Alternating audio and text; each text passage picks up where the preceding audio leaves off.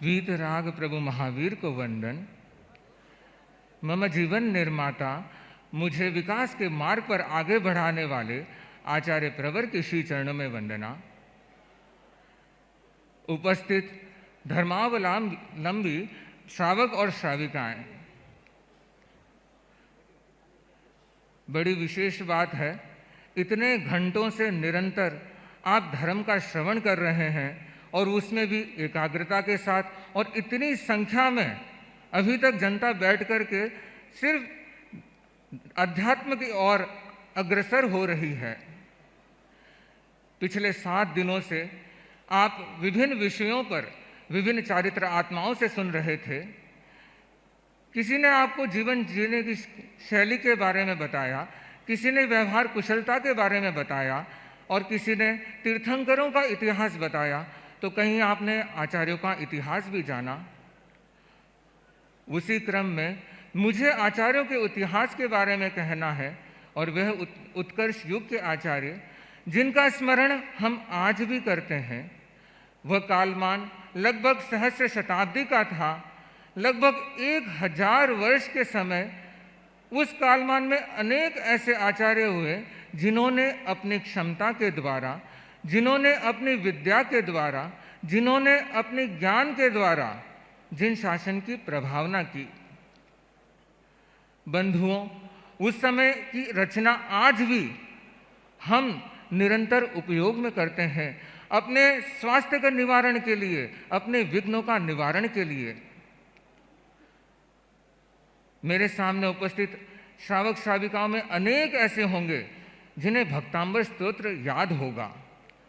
तो आपको पता भी होगा कि भक्तांबर के रचयिता आचार्य मानतुंग कितने संघर्ष के साथ उन्होंने जीवन जिया था, किंतु जहाँ भक्ति की बात आई, जहाँ श्रद्धा की बात आई, तो उन्होंने इस भक्तांबर की रचना की। बंधुओं, ये भक्तांबर स्तोत्र आचार्य मानतुंग ने उस समय रचा था जिस समय राज दरबार में उन्हें कहा गया कि आप अपनी विद्या का प्रयोग करो, कोई चमत्कार दिखाओ।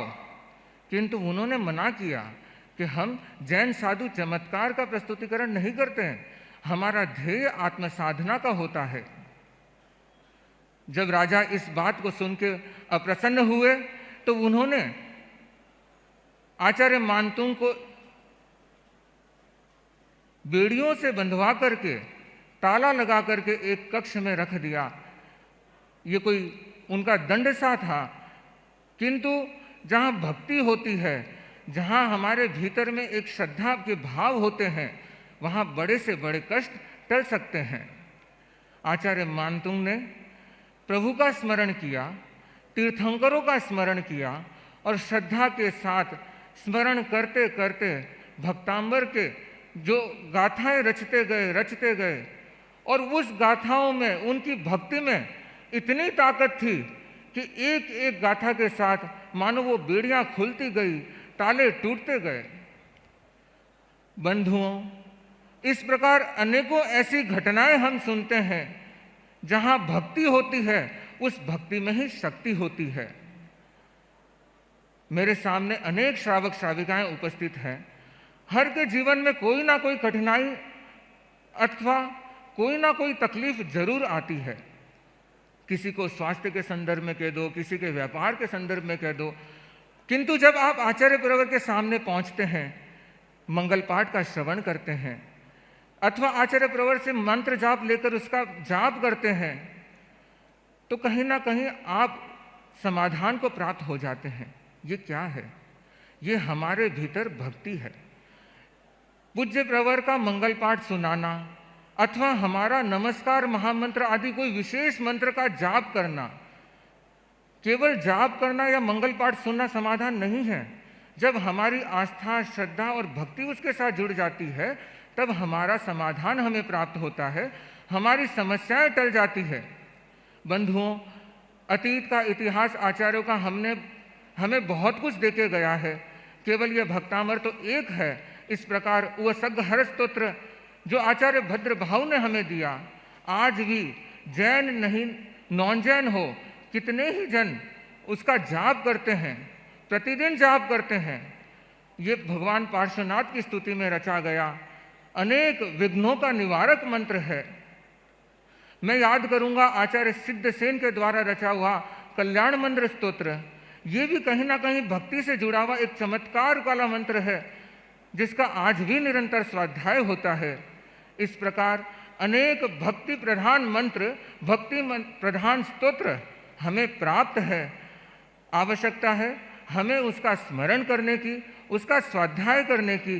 केवल स्वाध्याय नहीं, उसके साथ श्रद्धा जब जुड़ जाती है तो वो एक बीज मंत्र का काम करने लग जाता है।